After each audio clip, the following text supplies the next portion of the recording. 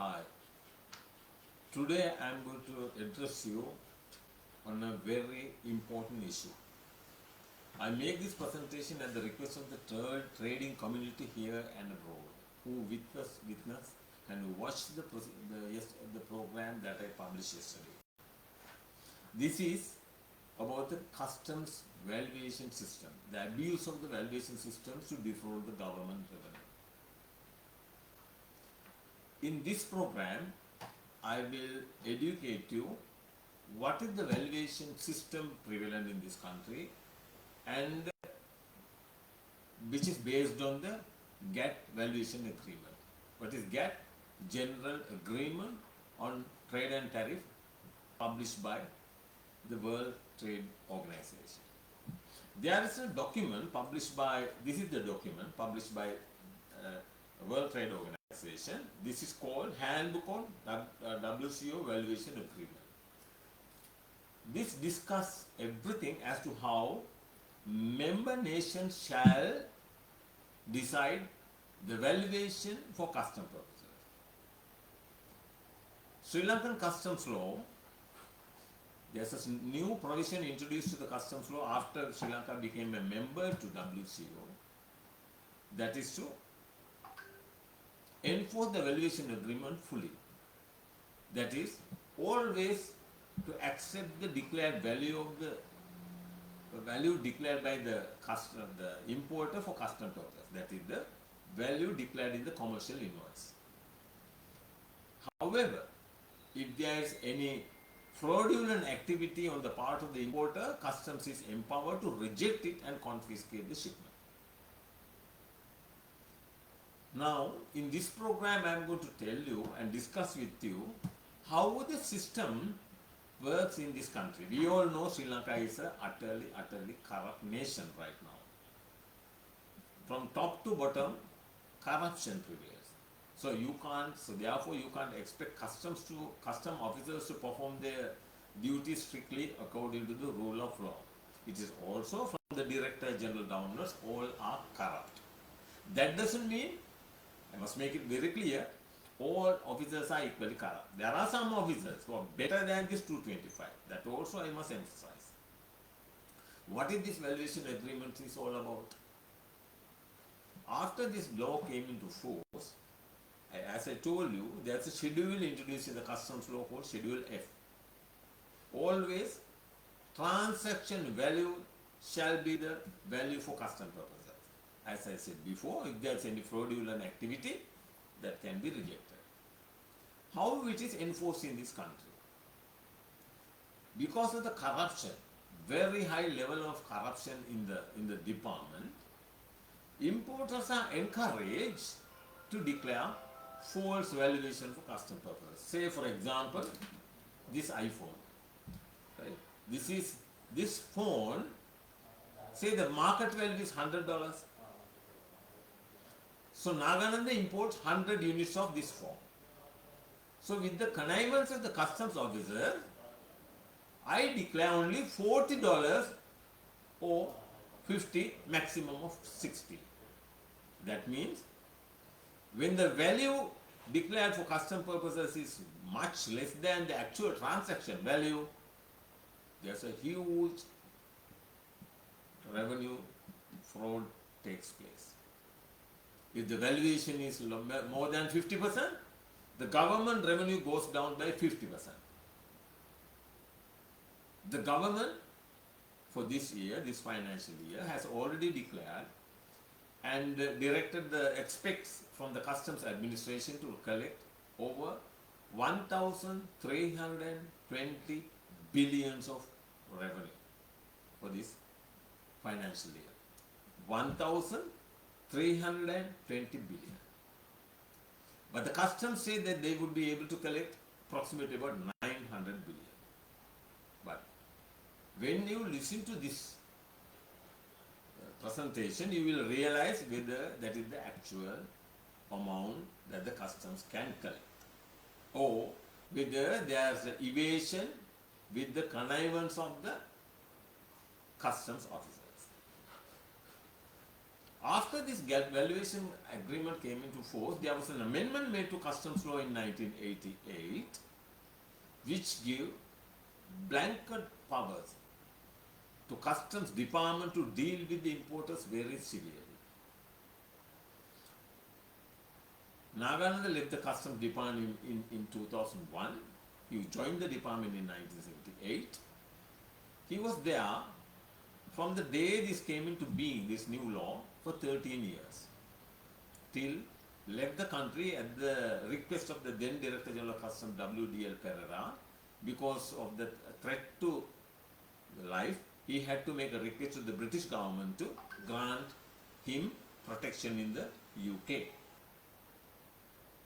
However, I must tell you, make it absolutely clear to you, he has never abused the provision of this new law to harass the people. Never arrest any businessman, never produce any person before law, because the new law provides serious, that should never have happened, basically. New law provides customs to arrest people, produce them before magistrate, and put them in the remand custody, and also to visit the remand custody and ask the the superintendent of remand to produce them before customs for investigation purposes and send them back to prison, and then go ahead with the customs inquiry till they finalize the inquiry. The suspect will be in the remand custody. Even after the inquiry is over, Director General, if he deems that the penalty or forfeiture imposed on the suspect concerned cannot be recovered, he will be kept in the remand custody until the penalty or forfeiture is paid. What is the issue now? As I said before, at the time of importation, there was a very interesting case which I prosecuted before, which appeared on behalf of the importer. When the importer, sometimes the importer is absolutely genuine, he declared the actual transaction value. Still, customs officers now, they are preoccupied, all these fellows are undervalue the goods for custom purposes. That importer also was asked to pay customs levies at a higher value. One officer increased it by 5%, another one by 10%, then the superintendent 20%, then the deputy director 40%, then the director 50%. So one shipment, price variation, increase of price for custom purposes start from the 5% to 50%. The importer, he wanted Nagananda to defend him in the Court of Appeal and prove that he was an absolutely innocent trader, importer. And it was challenged in the Court of Appeal. And the court couldn't believe really exactly what is happening in the Department of Customs. Threw away the whole thing, determination of the customs, the valuation process, and directed the Director General of Customs to actually recover the levies on the declared value for custom purposes, because the importer was absolutely innocent. That may be 1 in 1,000 such an incident case takes place. But in almost all cases, importers are encouraged by the officers to undervalue the commodity. So when the undervaluation takes place, say 50% undervaluation, if the amount of revenue defrauded for the particular shipment is 10 million, the profit is shared between the custom officer and the importer. Maybe about 2-3 million goes to the customs and the 7 million to the importer. Every day there is at the valuation directorate, there is a special, it's something like a special fund collected, that's an unlawful activity. Daily collection takes place there. At the end of the day, it is distributed among the officers. It's a very serious affair. Very, very serious, total breakdown of the rule of law in the department. Say, one particular importer, now the officers are well aware, say X has imported item number, say the mobile phone or a photocopier or whatever, 15 shipments, without declaring actual value for custom purposes. So what the custom officers do, they make a huge amount of black money. After about 10, 15 shipments or whatever number, this information leaked to another officer. Or when the officers move to another branch, they know so and so import this particular product at the lower valuation, undervalued, value declared for custom purposes, and not the genuine value. Then they raid the importer's premises and they arrest the importer, take over the document. Because these people, they never suspect customs.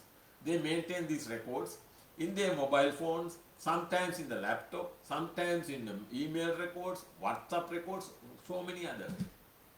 So it's easy, very easy for the custom officer to raid the importer's premises. So even when they seize the mobile phone, they can get this information. What is the information? Actual genuine importation values and the fraudulent invoice. This is the exact case the BMW did. BMW company defrauded over 16 billions of public funds for 1,675 BMW cars same way. They did not declare the actual value for custom purposes. They produce a fraudulent invoice, not the genuine invoice. What happens now? When the actual invoice is, concealed and not produced to customs, the department incur heavy loss. So when a trader is taken into custody, the importer, what happens? The law provides customs to straight away put him in the remand custody. The new law after 1988, customs officers are empowered to put him in the remand custody for investigation purposes. Then, on regular basis, maybe after 1 week, every week or like that, they bring him back to customs and ask him, are you willing to pay so much? Because the customs empower, section 129 of the customs law empower the customs to impose triple the value of the goods as a further forfeiture, in addition to the forfeiture of the goods if the goods are available. What is the remedy for this? Why it is wrong? At the time of importation, importer is encouraged to do the undervaluation by the custom officer, and thereafter, after some time, maybe after 6 months or 1 year or 2 years, whatever, the same officers, when they move to a different branch and they seize the businessman's, whatever the paperwork, and arrest the person and put him in the remand custody. For what purpose? They abuse the provision of law for unjust enrichment. Is it fair? In the morning, today I talked to Nonis. I asked him, do you know what is happening in your department? You are not fit to hold this office, please get out. He is completely incompetent. He is encouraging this activity. Why the officers behave in this manner? Because at the time of importation, they get their cut, whatever, and they make huge amount of black money. When they seize the business, the paperwork of the importer, and sometimes thereafter, and impose further forfeitures, penalties and all that, they recover, say 10 million or 50 million, whatever. The officers get 1/3 of these total proceeds as a reward, cash reward. So now they can convert the black money into white money. This is the process. That is why at the very beginning I inform you, don't think every officer of customs are equally corrupt. There are good officers who will never indulge in this kind of activity. But generally, you can't expect rule of law when the 225 and the head of the state is absolutely corrupt. When Ranil Wickremesinghe corrupt, you can't expect the custom department to perform its statutory duty strictly according to the rule of law. So this is the actual position in the Department of Customs. So officers, they keep people in the custody, they produce sometimes maybe till about 12 o'clock or 12 midnight or in the 4 a.m. in the morning. They question these fellows, bring them back from the remand custody and keep on questioning them, detailed questioning for 10-12 hours, and take them back to remand custody and compel the people to confess. I must tell you, under the ICCPR, International Covenant on Civil and Political Rights, is an offense. You can't, under I think section 4F, you can't compel a businessman or any person in this country to make an inculpatory statement, which is an offense under that law. So the business people, business community is unaware of this.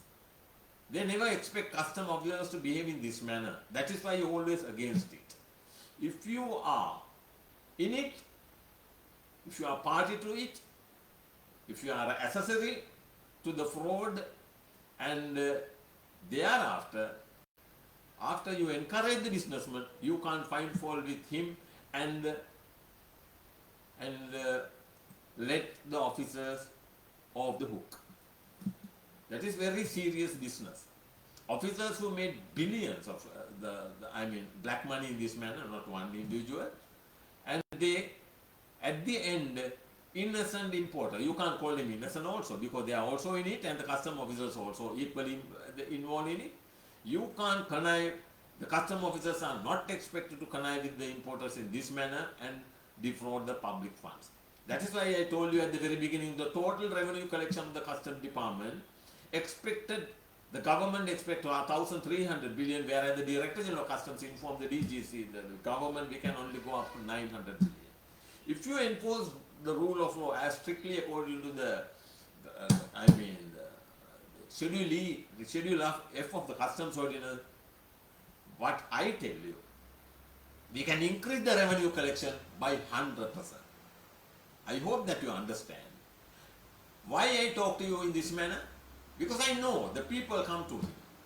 They know that the Naganand is specialized in the customs law. I know the people, they are suffering.